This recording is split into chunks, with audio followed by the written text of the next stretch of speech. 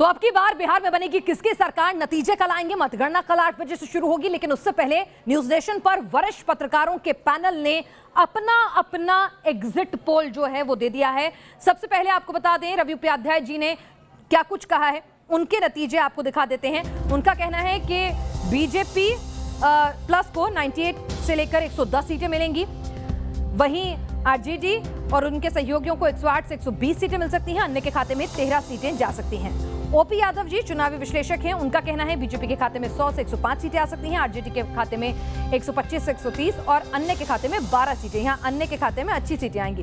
वहीं Vinod Agnihotri ji clear majority दे रहे हैं आरजेडी यानी महागठबंधन को, 150 सीटें दे रहे हैं, क्लीन स्वीप एक तरह से करा रहे हैं। और नीतीश और बीजेपी के इस सहयोग को कह रहे हैं 85 सीटें मिलेंगी और अदर्स के खाते में 8 सीटें जा सकती हैं। एनके सिंह जी कह रहे हैं बीजेपी और नीतीश की जोड़ी जो है 90 से 110 सीटें ले सकती है, आरजेडी और कांग्रेस और समाजवादी मिलकर 115 से 135 सीटें ले जा सकते हैं, अन्य के खाते में 18 सीटें जो हैं यहां पर आ सकती हैं। लेकिन फैजान अहमद, उनका आकलन सबसे अलग है। वो हमारे पूरे पैनल में अकेले हैं जो बीजेपी और सहयोगियों को 120 सीटें दे रहे हैं, यानी नीतीश 120 सीटें तक लाने में कामयाब होंगे, एक बार फिर से शायद सरकार बना लें। आरजेडी को और कांग्रेस और ये जो समाजवाद का पूरा गठबंधन है वामपंथ का 115 और अन्य के खाते में 4 से 8 सीटें आती हुई नजर आ रही हैं। लेकिन इन नतीजों का क्या कुछ होगा, क्या कुछ मायने हैं, किस तरह से इनको समझा जाए, एनालिसिस किया जाए। मैं अब यहाँ पर आगे बढ़ते हुए रवि उपाध्याय जी आपके पास आऊंगी। तेजस्वी यादव नीतीश राज में डिप्टी सीएम से लेकर उनकी अब तक की जो छवि रही थी, अगर ये पिछले 6 महीने हटा दें तो बार बार सब लोग कहते थे कि लालू यादव के उत्तराधिकारी नहीं मिल रहा है सही अपना राजनीतिक, तेजस्वी उतना ज्यादा वक्त बिहार में नहीं देते हैं, वो जिम्मेदारी नहीं निभा रहे हैं। लेकिन पिछले 6 महीनों में जिस तरह से उन्होंने अकेले अपने कंधे पर ही पूरा का पूरा चुनाव लिया, औसतन रोज 12 से 15 रैली की है, किस तरह से देखते हैं कितने परिपक्व हो गए हैं वो, और अगर यही नतीजे भी तब्दील होते हैं तो जीत का श्रेय तेजस्वी को या फिर नीतीश से नाराजगी को?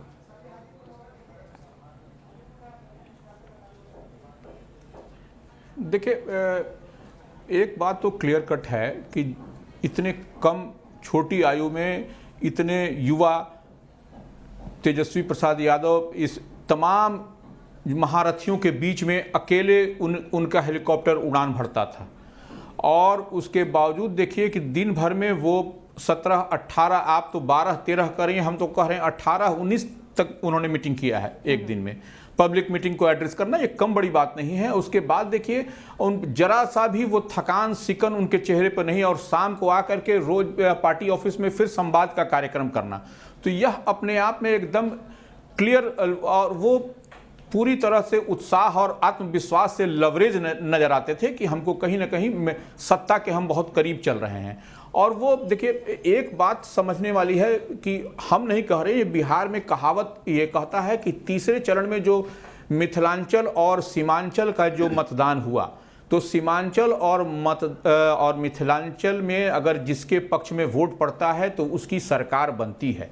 तो ये सीमांचल के इलाके में जो 3rd फेज का चुनाव हुआ, उस दिन जो वोट पड़ा, उसके बाद से महागठबंधन के लोग और अस्वस्थ हो गए कि अब निश्चित तौर पे देखिए मिथिलांचल और सीमांचल में आपको ओवैसी जी की पार्टी माने वो बहुजन समाज पार्टी के साथ में और आरएलएसपी के साथ में गठबंधन बनाकर चुनाव लड़ रही थी, बावजूद इसके वो वहां पे सेंधमारी नहीं कर सकी है जितनी उम्मीद की जा रही थी कि ओवैसी जी की पार्टी सीमांचल में कुछ करेगी, लेकिन वहां पे कुछ नहीं हुआ। तो यह सब तेजस्वी का, और तेजस्वी कहीं भी पूरे चुनाव में कहीं भी मुद्दे से कहीं भटके नहीं।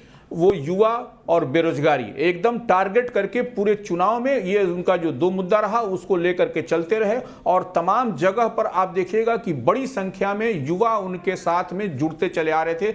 जितनी भी रैलियां को उन्होंने संबोधित किया, उसमें सभी जगह पर युवाओं की बड़ी तादाद देखी गई, और यादव जी के पास इसी का नतीजा है कि आप जो आज महागठबंधन और जी तेजस्वी की मेहनत के साथ साथ ओपी यादव जी, अगर देखा जाए तो यहां पर चुनाव के अंदर हमने देखा कि अंत आते आते जय श्री राम, भारत माता, सब कुछ आ गया था। यह भी लोगों को अगर लुभा नहीं पाया है तो कहीं ना कहीं वाकई में अगर हम कहें कि विकास के मुद्दे पर ही यह चुनाव हुआ था।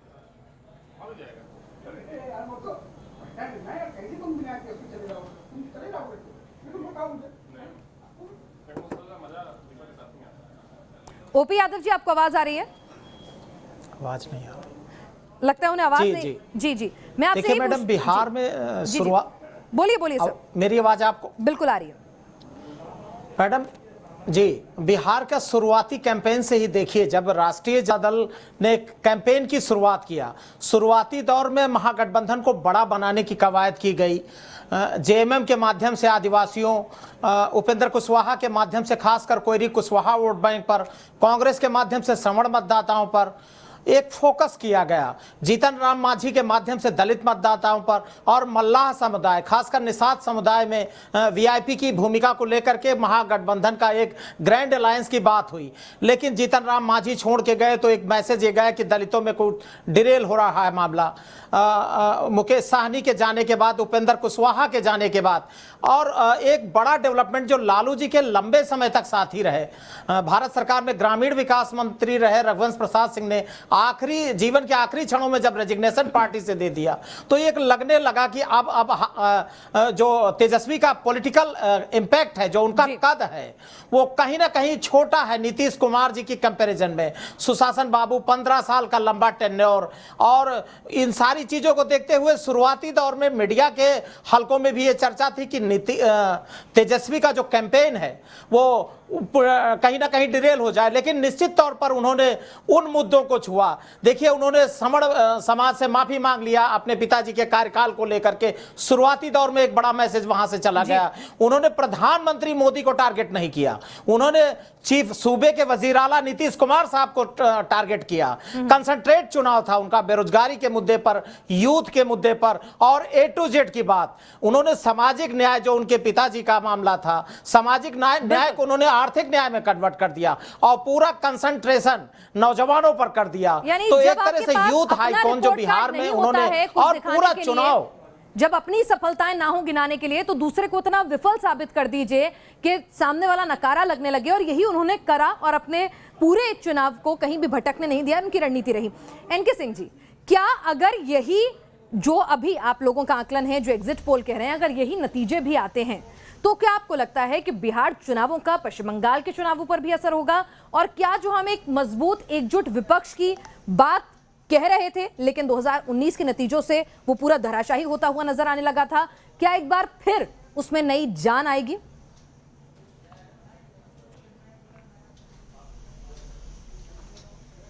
पिनाज, कुछ राज्य देश में ऐसे हैं जिनके पॉलिटिकल उठापटक, पॉलिटिकल डेवलपमेंट पूरे देश को मुतासिर करते हैं और केंद्र में रिफ्लेक्ट करते हैं कि केंद्र की इस समय बैरोमीटर में क्या स्थिति है। बिहार एक वैसा राज्य है। अगर बिहार में जो हम लोग कह रहे हैं, अगर वो पॉसिबल होता है, जिसके चांसेस बहुत ज्यादा है, क्योंकि हर आपके जो बैठे हैं पैनलिस्ट, उनको देख लीजिए या सभी को देखिए, तो एक को छोड़ के लगभग सभी कह रहे हैं कि सरकार बनने जा रही है तेजस्वी की। तो यहां पे ये जो चेंज होगा, ये क्वांटम लीप होगा पब्लिक परसेप्शन में, और तेजस्वी की मकबूलियत आई कैसे? अगर आप इस पे गौर करें तो डेमोक्रेसी में एक लीडर एक शून्यता क्रिएट करता है और दूसरा उसको विपक्ष हो या साथ का हो वो फिल करता है। मनमोहन सिंह के शासन काल में जब अन्ना आंदोलन चला, उसके बाद से करप्शन के केसेस हुए, 2G स्पेक्ट्रम वगैरह वगैरह, जनता नाराज होने लगी। उसी समय मोदी इमर्ज करते हैं और उस शून्यता को भरते हैं। यहां पे भी यही हुआ है। नाराजगी नीतीश से थी और एक चेहरा युवा आता है और कोई समझाने वाला, तेजस्वी का कोई स्ट्रेटेजिस्ट है जो बेहद इंटेलिजेंट है। उसने लालू के बैगेज को हटाने के लिए लालू को सीन से गायब कर दिया, राबड़ी को सीन से गायब कर दिया, मीसा, तेज प्रताप, ये सारे गायब हो गए। एक अकेला लड़का था, ऐसा लगता है जैसे अभिमन्यु की तरह अकेला सब कुछ कर रहा है, और किया भी। तो जो स्ट्रेटेजिस्ट था उसने बड़ा क्लियर किया कि रोजगार मुद्दा है, इसको धीरे से हाईलाइट करो, क्योंकि पोस्ट कोरोना जो सबसे बड़ी त्रासदी हुई है वो रोजगार की हुई है, और ये ले आया। बीजेपी को फॉलो करना पड़ा या नीतीश को फॉलो करना पड़ा। तो मुझे लगता है कि स्ट्रेटजी के हिसाब से तेजस्वी ने बहुत खूबसूरत ढंग से किया है। बिल्कुल, उन्होंने अपने पोस्टर से लालू राबड़ी को, अगर ये चुनाव बदलता है जी, तो ये केंद्र पे जी अपनी बात पूरी करें, मैं माफी चाहूंगी। लगता है कुछ अभी अजी इसमें सिर्फ ये है कि इसका जो रिफ्लेक्शन है ये केंद्र पे भी जाएगा। तो केंद्र पर भी इसका रिफ्लेक्शन जाएगा और एक सही वक्त मिलता है, अपॉर्चुनिटी मिलती है। ठीक है, नाराजगी नीतीश से थी और टारगेट भी नीतीश को ही किया। प्रधानमंत्री के खिलाफ तेजस्वी कुछ नहीं बोले, लेकिन कहीं ना कहीं जब आप एक जीत पर सवार होते हैं तो आपको कई साथी भी मिलते हैं और नई ऊर्जा भी मिलती है। हमारे साथ फैजान साहब भी लगातार जुड़े हैं। फैजान साहब, अगर इस बिहार चुनाव में देखें तो प्रधानमंत्री नरेंद्र मोदी के लिए उन्होंने 12 के लगभग रैलियां की हैं, चिट्ठी भी लिखी बिहार के लोगों के लिए, पोस्टर बैनर में भी नीतीश जो है वो गायब रहे और प्रधानमंत्री मोदी जो हैं वो आगे रहे। तो इस सब के बीच में अगर देखा जाए, उनके ऊपर भी कुछ इस चुनाव के हम रिफ्लेक्शन को देखेंगे या ये बिल्कुल अलहदा है? नहीं, बिल्कुल अलहदा तो नहीं हो सकता है। बिहार में जैसा कि अभी एनके सिंह साहब कह रहे थे कि बिहार एक ऐसा राज्य है जहां जो भी पॉलिटिकल डेवलपमेंट और ये जो होते हैं बदलाव होता है उसका असर पूरे देश पर पड़ता है, या कम से कम नॉर्थ इंडिया पर पूरा पड़ता है। तो इसको हम कह सकते हैं कि जैसे अब अगले साल वेस्ट बंगाल में इलेक्शन होने वाला है, या 2022 में उत्तर प्रदेश में इलेक्शन होने वाला है, और उसके बाद 2024 में लोकसभा का इलेक्शन। इसका असर मुझे लगता है कि बंगाल के इलेक्शन पर जरूर पड़ेगा। मैं एग्री करता हूँ उपाध्याय जी और एनके सिंह साहब की जो बातें कही तेजस्वी के बारे में, ये बिल्कुल सही बात है कि तेजस्वी ने सिंगल हैंडेडली ये इलेक्शन को मैनेज किया है और इलेक्शन का सारा कुछ वो अकेले कर रहे थे। इसमें इनकी पार्टी का कोई भी लीडर और शामिल नहीं हुआ है, वो सारा कुछ वो अकेले कर रहे थे। इसलिए ये बहुत बड़ा क्रेडिट है। अगर वो बहुमत में आते हैं या बहुमत के करीब पहुंचते हैं तो इसका सारा क्रेडिट जो है वो तेजस्वी प्रसाद 31 ईयर्स ओल्ड तेजस्वी प्रसाद को ही जाता है। चलिए, तो अगर यही एग्जिट पोल और आपकी जो ओपिनियन है, जो आपका अनुभव के आधार पर आकलन है, वही एग्जिट पोल में तब्दील हुआ तो यकीनन इस जीत का सेहरा जो है वो तेजस्वी के सर ही बंधेगा। लेकिन महिलाओं ने भी बढ़ चढ़कर वोट दिया, 5% वोटर जो है महिलाओं का वो बढ़ गया। तो क्या उन्होंने नीतीश के शराबबंदी के वादे को उन्होंने पसंद नहीं किया? क्या प्रधानमंत्री नरेंद्र मोदी की जो लोकप्रियता है महिलाओं के बीच में, क्या वो उस तरफ स्विंग नहीं की, या अभी भी वो उतना बड़ा फैक्टर नहीं है? इस पर भी हम चर्चा करेंगे, लेकिन एक छोटे से ब्रेक के बाद। तो हमारा पूरा वरिष्ठ पैनल ये कह रहा है कि अब की बार बिहार में बनेगी तेजस्वी की ही सरकार। हालांकि एक हमारे जो पैनलिस्ट हैं फैजान अहमद जी, ब्यूरो चीफ है हिंदुस्तान के, उनका कहना है कि फ्रैक्चर्ड मैंडेट आएगा, लेकिन बहुमत यही कहता है, एग्जिट पोल यही कहते हैं कि इस बार महागठबंधन का परचम लहराएगा। हमारे साथ लगातार हमारे तमाम गेस्ट जुड़े हुए हैं। रवि उपाध्याय जी, अगर मैं आपसे समझने की कोशिश करूं, इस बार 5% महिला वोटरों की तादाद बढ़ जाती है, उसके बावजूद भी हम देख रहे हैं कि आमतौर पर नीतीश को महिलाएं पसंद करती हैं। प्रधानमंत्री नरेंद्र मोदी में उनकी एक अच्छी फैन फॉलोइंग नजर आती है और शराबबंदी काफी हद तक महिलाओं की मांग थी, जिसे नीतीश ने पूरा भी किया। क्या ये वोट उनके हक में नहीं गया?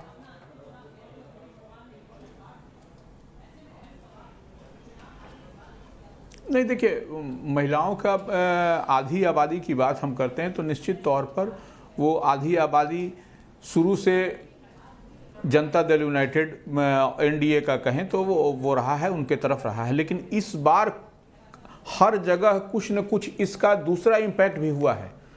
दूसरा इम्पैक्ट ये हुआ है कि पूर्ण शराबबंदी के कारण कई जगहों पर कई लोग जेल की यात्रा करनी पड़ी कई परिवारों को। तो ऐसे में उस परिवार का अगर मान लीजिए एक विधानसभा क्षेत्र से मान लीजिए 10,000 की आबादी है, उसमें से 200-150 लोग अगर यदि पकड़े गए तो वहां पर उसका इम्पैक्ट बड़ा हुआ। तो यह जो है सो नाराजगी भी है एक तरफ से। ठीक है, शराबबंदी अच्छी बात है, शराबबंदी की सब हम लोग चाहते हैं कि शराबबंदी रहे, उसमें कहीं कोई दो मत नहीं। लेकिन यह जो इसका दूसरा पक्ष है कि अगर वो गिरफ्तारी हो गई तो उसमें फिर उसको जद्दोजहद कानूनी प्रक्रिया के तहत में करना पड़ा और यह नाराजगी भी हुई। ये बहुत से लोग और उसके परिवार का मान लीजिए 10 लोग हैं तो 20 लोग उससे प्रभावित हुआ, उसका ससुराली पक्ष हुआ, उसके घर वाले हुए, माता पिता हुए, तो कई लोग। जी एनके सिंह जी, एक और फैक्टर है, वो है युवा वोटर्स का फैक्टर।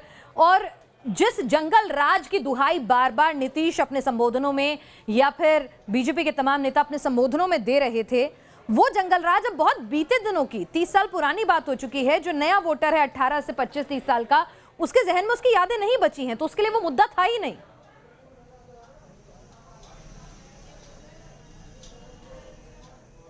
जी बिल्कुल सही कहा आपने। जंगल राज ये एक वो उनकी बात है जो 50 साल के ऊपर हो गए हैं, और ये इसमें कोई दो राय नहीं है कि पॉलिटिकल पावर शिफ्ट हुआ था तो क्रिमिनलाइज्ड पॉलिटिक्स की शुरुआत हुई। ऐसा नहीं था कि उसके पहले नहीं थी, लेकिन जंगल राज उसको कहा जा सकता है। संभ्रांत वर्ग ने उसको जंगल राज कहा और ये खूब चला। ये हुआ भी था क्योंकि पावर शिफ्ट हुआ था। क्रिमिनल तब भूमिहार अब नहीं होता था, अब यादव होता था क्रिमिनल, किडनैपिंग यादव करने लगा। तो इसमें बिल्कुल सही है कि उन्होंने इसको ब्रांड किया जंगल राज है। लेकिन आपने जब 15 साल में किया तो इंडस्ट्रीज कम हो गई। आप गौर से देखें तो प्रति इंडस्ट्रियल यूनिट जो जॉब्स 29 हुआ करती थी वो घट के 15 हो गई हैं। इंडस्ट्रीज लगभग गायब हो गई। एग्रीकल्चर में कोई डेवलपमेंट था नहीं। रेट ऑफ अर्बनाइजेशन बहुत खराब था। अभी भी 90% लोग वहां से रूरल एग्रीकल्चर से सस्टेनेंस डेराइव करते हैं। तो नतीजा ये हुआ कि डेवलपमेंट हुआ नहीं। आपने एक बहुत अच्छा काम किया शराबबंदी का, लेकिन आप भूल गए कि अगर कोई लॉ लाते हैं तो उसके लिए एजेंसीज बहुत स्ट्रांग होनी चाहिए। क्या आपकी एजेंसीज उतनी स्ट्रांग थी? नतीजा शराब तो पूरा बिक रहा है, लेकिन उसके रेट बढ़ गए हैं। अब वो घर में पीता है, बीवी को मारता है। 13 साल का बच्चा शराब के धंधे में लग गया है। मुझे लगता है कि ये इसकी वजह से औरतें भी नाराज हुई कि भाई जो बाहर पीता था वो यही पीने लगा है। तो मेरे ख्याल से नीतीश ने इनेप्ट हैंडलिंग की, शराबबंदी की। गुजरात में ऐसा नहीं है, गुजरात का समाज अलग है। चलिए, तो यहाँ पर बहुत सारे फैक्टर्स थे। नीतीश से नाराजगी थी, विकास की कमी थी, महिला और युवाओं को लुभाने में भी कामयाब नहीं रहे, और इस तमाम परेशानियों को तेजस्वी ने बखूबी पकड़ा, मोदी का सम्मान रखा और सीधे सीधे नीतीश की नाराजगी को भुनाया। नतीजे क्या आते हैं ये कल पता चलेगा, लेकिन अपने दर्शकों को इस तमाम चर्चा के जरिए क्या कुछ अहम मुद्दे रहे, तेजस्वी अगर जीतते हैं तो उसकी क्या कुछ वजह रहेंगी, क्या कुछ गलतियां नीतीश के खेमे से रहीं, वो समझाने की कोशिश की। लेकिन असली तो कल जब ईवीएम खुलेगी तभी नतीजे पता चलेंगे। उसका इंतजार कीजिएगा, क्योंकि न्यूज नेशन लेकर आएगा सबसे तेज, सबसे सटीक और पूर्ण विश्लेषण के साथ नतीजे कल सुबह 6 बजे से लगातार। आप सभी के लिए चर्चा में शामिल होने के लिए